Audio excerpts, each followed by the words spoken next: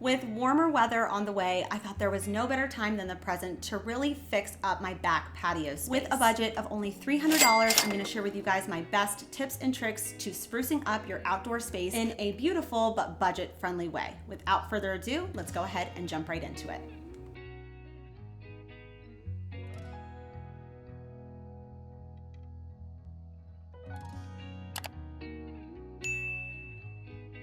No matter how big or small your deck, your patio, balcony, whatever you have going on in your backyard area, the most important thing to keep in mind is how do you want to use the space? So we have an umbrella, we have a hot tub, obviously those things are staying, as well as the grill.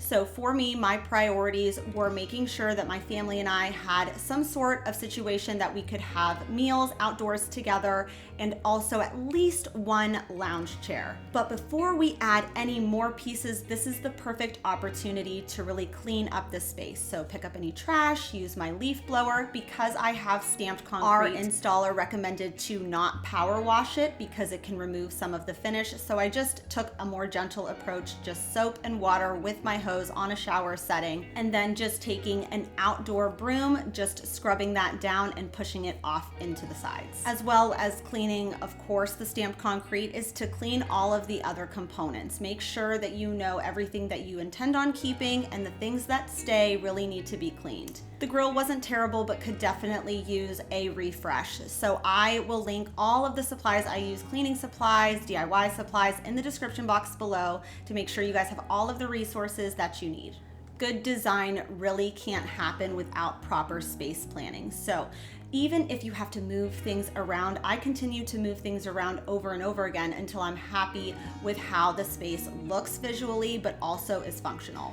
Which brings us to now the largest piece of furniture we will be adding, which is an outdoor dining set. And because it was going to be such an integral part of the design, I was okay with investing a little bit of money into it. But once I saw all of the prices, even from affordable stores, an all-wood 6-person dining set was just not in the budget because I couldn't find it for less than $1,000. However, my mom and stepdad were getting rid of this table here. Now there was tons of mildew, so much discoloration from the sun, really just beat up by the weather, but the bones of this table are so solid. Started off with a power wash and let it fully dry before sanding it down.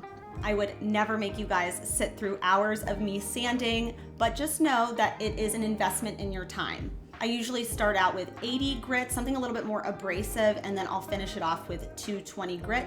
And the purpose of doing this is so that way everything is nice and smooth and as even as it possibly can be before you apply your stain. With everything then sanded down, it was just time now to choose a stain. And because my stamped concrete is on the gray side, I wanted something that was going to complement that. I ended up going with the color of the year for 2025 by Cabot. This is not sponsored in any way. It is called Burnt Hickory, and I chose to do it in a semi-solid finish so that way it would still have some blocking ability for spots that were still uneven.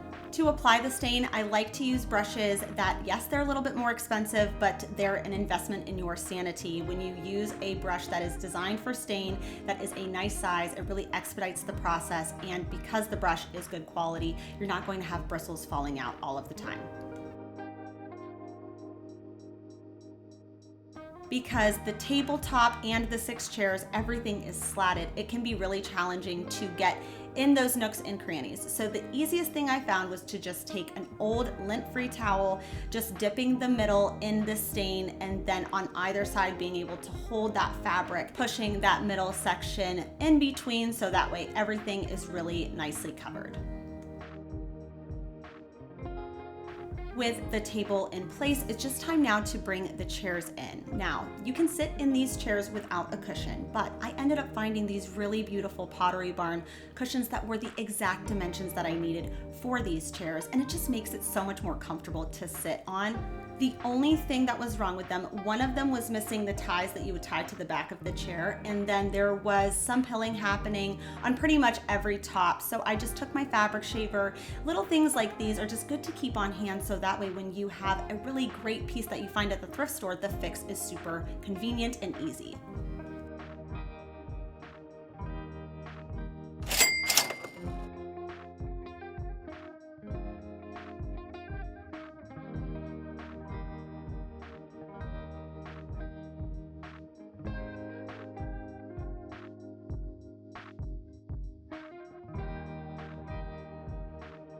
For the top of the table, some of you might remember when I made this citronella candle from this dough bowl that I thrifted. This is something that I definitely will keep out if we're actively entertaining and of course going to be outside.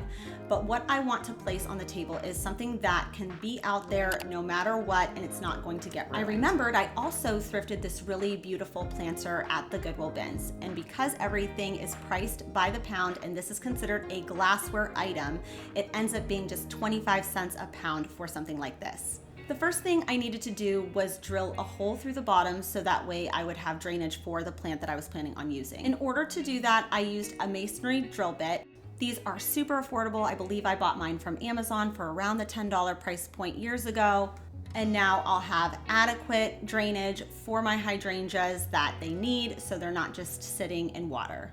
And it was so close, but just still a little too tall. So what I like to do, just remove that plastic piece at the top and then just about an inch or two, so then that way you don't see the plastic part. This is really just to avoid actually planting it within the pot, and it can stay in this container instead. So after removing the top section there, we have our drainage hole in place. I just wanted to add some felt pads to the bottom so it didn't scratch up my table when I'm having to take it off to water it. For anybody wondering, these are specifically Ice Boy hydrangeas. Here's the QR code if you are interested in doing a little bit of research on those. All that's left to do now is place it in the middle of the table. With our table complete, it's just time to now move on to the lounger. Again, these were just incredibly expensive. Usually at thrift stores, the variety is more a little something like this, but then I found this lounger here. It was originally $110 at the thrift store, then they cut it in half to just $55, and then I got 20% off of that. After a good power wash and disinfectant, I really just wanted the chair to be black. I kept looking back at my inspiration, and all of the chairs that I pinned were with a black chair with a black cushion. I also loved the silhouette of this chair specifically. Also, something I like to do just to make sure I get a super clean finish is it's a lot of light coats, and I also like to separate pieces first so that way I can really get the cleanest finish overall. Sometimes when things are already attached, it's hard to get into certain areas. So separate what you can, get to those areas first. Now for the spray paint that you choose to use, you want to make sure it is going to weather the storm. And if you have metal on your lounger like I do, you want to make sure that the spray paint that you're using also has qualities that have rust prevention. With the troublesome places covered, now it's just time to reattach the chair and then just spray paint it all together now.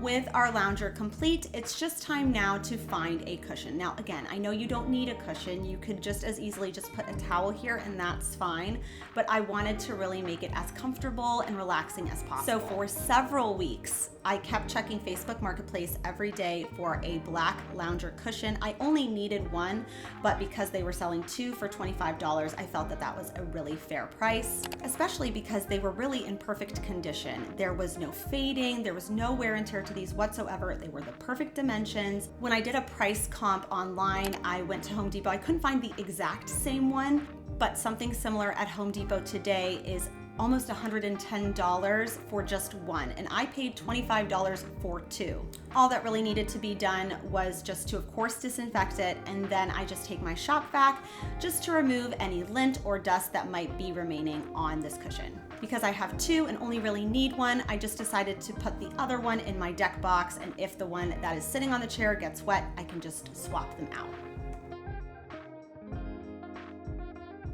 Because I really wanted this to feel like a retreat, give all the vacation vibes, I've been loving seeing these outdoor pool towel valets. But $300 to hang up a couple towels just seems like a little ridiculous, so I decided that I was going to see what I could find at the thrift store. I found this really beautiful brass one, but I felt that it was just going to eat up too much of my back patio space, so I opted for this smaller metal one here. I'm pretty sure this is actually meant to go in a bathroom, but because it was a little bit smaller, it actually fit fits my space really well. From a distance, didn't look too bad, but up close you could really see that it was starting to rust, which is just normal. When you have metal mixed with wet towels, of course you will have rust. So using my barkeeper's friend, this is also what I use to clean my grill, just taking a sponge, and it really works so well. I know on social media everybody's telling you to buy and you need all these things, and you truthfully probably don't. If you just have something that could use a really good cleaning, that in and of itself will make a huge difference in your space.